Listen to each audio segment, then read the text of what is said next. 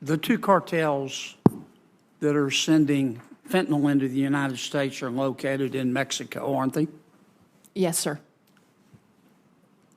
And isn't it a fact that we could stop those cartels in their tracks if President Lopez Obrador would invite American military and or law enforcement personnel to come into Mexico and work with his military and law enforcement personnel?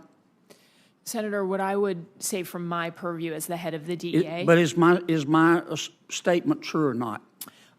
What I would say is that we're focused on the two cartels, who we believe are doing exactly what you say. They are responsible for the fentanyl coming. Let me ask you again. If President Lopez Obrador invited the American military and or American law enforcement officials to come into Mexico to work with the same in Mexico, we could stop the cartels, could we not? Senator, I believe this is a whole of government effort and has to be, including whether it's the military, us, FBI, now, and others. Madam Administrator, I've listened to you here for almost an hour telling us how bad fentanyl is. Thank you for that, but we know. Yes, sir. I'm going to ask you a third time. If President Lopez Obrador invited the American military and or law enforcement personnel to come into Mexico and work with the same in Mexico, we could stop the cartels. Isn't that a fact? So, Senator, I can speak to the law enforcement side of this, and you just mentioned law enforcement. I believe that this is vital for both Mexico and the United States. Mexicans are dying as well, as we showed in the Chapitos. Well, then why don't we stop them? So would it help? Let me ask you a fourth time. Would it help if President Lopez Obrador, I don't think it's a complicated question, Madam Administrator. You're asking us for more money every year, more money, and it gets worse, worse, and worse. You know, in the real world, the nitty-gritty of the real world, when you fail, you get fired.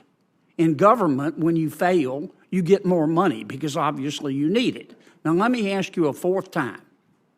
If President Lopez Obrador, and I'd appreciate an answer, if President Lopez Obrador invited the American military and or law enforcement personnel to come into Mexico and work with his, we could stop the cartels, couldn't we? I believe, Senator, that we can stop the cartels. Okay. Have you made that suggestion to President Biden? If I could, I believe that we can stop the cartels by... Have you made that suggestion to President Biden? Senator, I have been very vocal in the whole of government setting on the importance of fentanyl and all of us using every single effort and authority that we have. Why hasn't President Biden done it? I mean, this is the way the American people whose sons and daughters are dying look at it.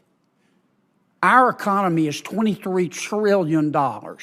Mexico's economy is $1.3 trillion. Ours is 18 times bigger. We buy $400 billion every year from Mexico. Without the people of America, Mexico, figuratively speaking, would be eating cat food out of a can and living in a tent behind an outback. So why don't you and the president, embarrassing no one, get on the phone and call President Lopez Obrador and make him a deal he can't refuse to allow our military and our law enforcement officials to go into Mexico and work with his to stop the cartels? Why don't you do that? Senator, what I am doing every single day is working with the incredible men and women of DEA who are risking their lives across 334 offices worldwide. And I appreciate that, but you're not doing what would work. Why won't you do what will work? Senator, why don't you call the president this afternoon and say, Mr. President, let's call President Lopez Obrador privately and make him a deal he can't refuse. Because we both know that President Lopez Obrador has neither the ability nor the will to stop the cartels. But yet we go along and pretend that they're our friends. And Mexico is our friend. But he has criminal organizations that are killing our people. And you know how to stop it. And the president... Again, I'm here to discuss my constitutional oversight of the Justice Department and the FBI. It surely has been a very busy year thus far for congressional oversight, and let me say, rightly so. That's the way it should be. Because we know first Congress passes laws, but Congress can't stop there.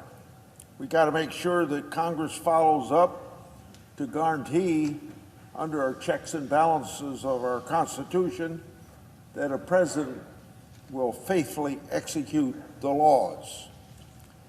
In many of my speeches on the topic of oversight, I've discussed how political infection has taken root in the Biden Justice Department and FBI. Such a political infection is catastrophic to the trust the American people must have in these institutions in order for our people to have, for those institutions to have any legitimate effect. To restore this country's confidence in the Justice Department and the FBI, these agencies must come clean with the 1023 document that whistleblowers have approached me about. An FBI 1023 document is used to collect information from what the FBI calls a confidential human source. A confidential human source is not, I want to emphasize, is not a mere walk-in or a mere tip like journalists have reported. Confidential human source purpose is to advance investigative activity, and the FBI takes great care to make sure that they can vet these people and know that they serve a useful purpose. The 1023 that I sought from the FBI references a criminal scheme involving then Vice President Biden and his alleged receipt of $5 million for a policy decision. Now, at first, the FBI refused to even admit that this document existed, let alone admit that this document was marked unclassified. Then I told Director Wray last week that Chairman Comer and I've reviewed the 1023. I told Director Wray that this 1023 is marked unclassified. I told him that it was dated June 30th, 2020, and I and Chairman Comer demanded that he produce that document. Director Wray made one excuse after another to not produce it. I reminded Director Wray about how the FBI has a penchant for leaking classified information to the media and producing documents to the media. In fact, we all know that the FBI did exactly that. In May 18, 2023, New York Times article, the FBI, therefore, has no legitimate basis to refuse production of a non-classified document to the Congress of the United States, that Congress has received 1023 documents in the past. And now the FBI is subject to a legitimate subpoena for that very document.